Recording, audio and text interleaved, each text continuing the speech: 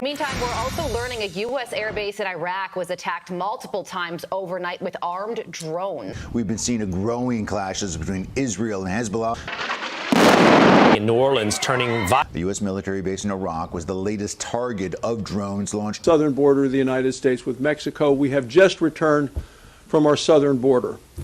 And it is painfully clear that with Joe Biden's open border policy, our country is really at an increased threat for a terrorist attack. We're 3 weeks into Israel's war with Hamas terrorists in Gaza and possibly a war with Hamas terrorists beyond Israel.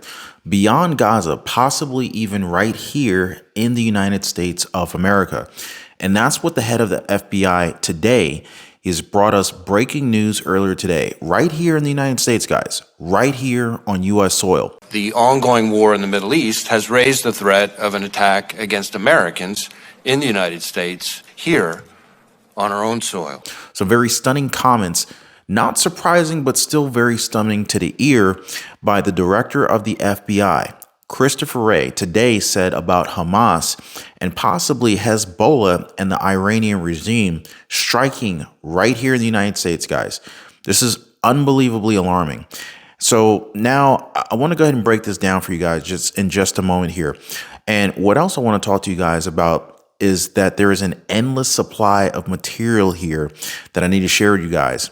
Russia, according to a former speech writer for Vladimir Putin, Putin now considers Israel as well as Prime Minister Netanyahu an enemy. Also, Israel is one of its national security advisors, very close to Netanyahu in the war cabinet, Zaki Hagi. He said that after Israel crushes Hamas, it will deal with Hezbollah.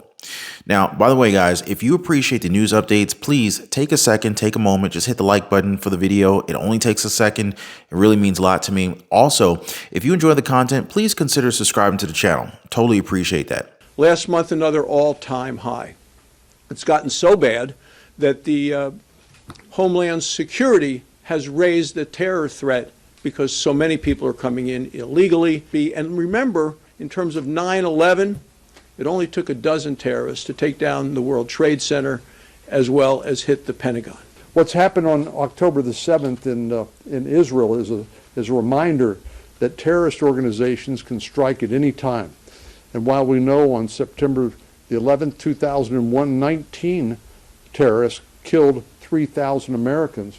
In the Rio Grande Valley, we were told that recently that migrants from China, Russia, Iran, Saudi Arabia, and Nigeria, and other countries across the globe came to the border and were released by the Biden administration. Also, the Houthis in Yemen, we've been talking about multiple fronts opening now. Usually we're talking about the Lebanon front to the north, but he's in Yemen about 1,000 miles south of Israel, and Iran-backed proxy armed fund trained by Iran. They share the same ideology. The Houthis have essentially declared war on Israel, firing missiles, drones again today, another volley after we had seen a bunch fired last week. And the Houthis are also saying that this is going to keep up. So the new front is there's a new front to the deep south of Israel that now has officially opened up. And folks, look, I mean, you could say that the northern front has been open since October 7th. At least 47 Hezbollah terrorists have been killed by the Israel Defense Forces. And these are not just skirmishes, guys. Along Israel's border with Hezbollah, these are some fierce fighting. And they're doing this where Hezbollah is firing these anti-tank missiles, which, by the way, I mean, look, at least several Israeli soldiers have been killed in these engagements over the past 3.5 weeks along that northern border. But Israel has responded in particularly with drone strikes, and Hezbollah, or I should say Lebanon, has paid a heavy cost for its moves against Israel. 47 Hezbollah fighters killed in a limited engagement. And again, it's more than skirmishes, no doubt, along the border, but it's not a widespread mass all-out war like we're seeing increasingly in Gaza. So those are heavy losses for Hezbollah. FBI Director Christopher Wray went silent on Tuesday when questioned over whether the country is safer under President Biden since President Biden took office. Quote, "Is the United States safer from foreign terror threats today?" Are we safer than when Joe Biden took office from the day he took office? Wray took an extended pause, sitting silently and appearing to be in deep thought before finally answering. Is this the kind of response that you want to hear from the head of the FBI? I mean, seriously, do you feel safer under President Biden, or did you feel safer under former President Donald Trump? That's a question for you guys.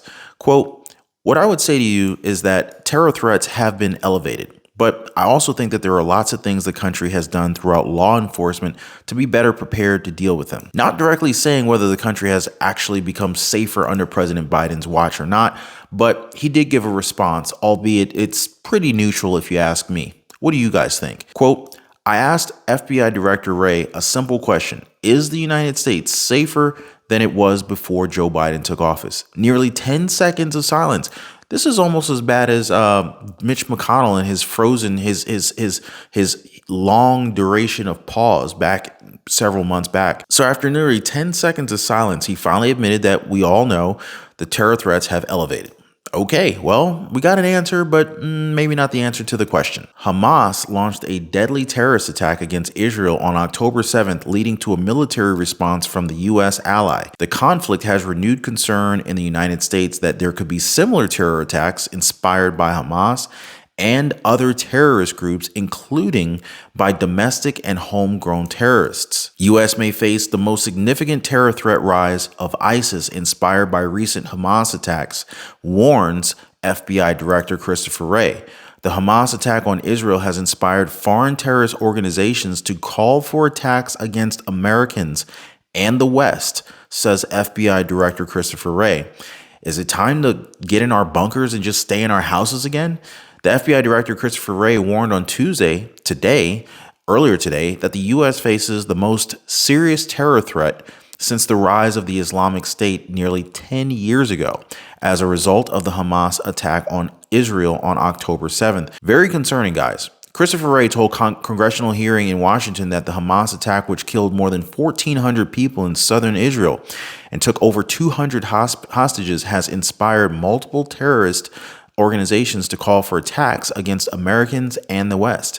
He said that this has also increased the risk of homegrown U.S. violent extremists. Guys, we've already seen violent protests in the streets.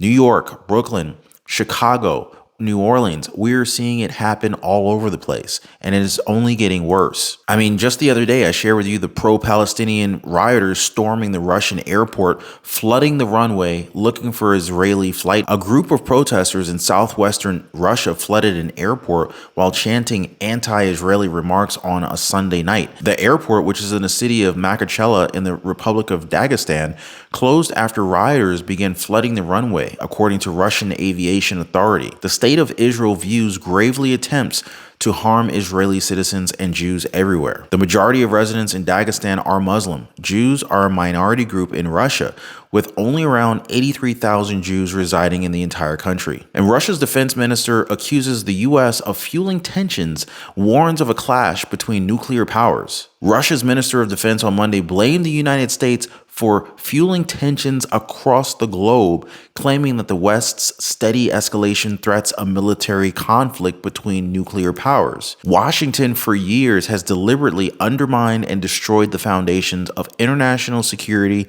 and strategic stability, including the system of arms control agreements. The Western line of steady escalation of the conflict with Russia carries the threat of a direct clash between nuclear powers, which is fraught with catastrophic consequences. Guys, the situation continues to escalate right here on U.S. soil, and all I can say at this point is if you are a believer, I believe that the time now is to pray. What do you guys think about today's updates? If you enjoyed today's updates, please drop a like for the video. It only takes a second. Also consider subscribing to the channel, and if you haven't already, check out the next video in the pinned comment as well as in the description, and I will see you guys on the next video. Please take care and be safe.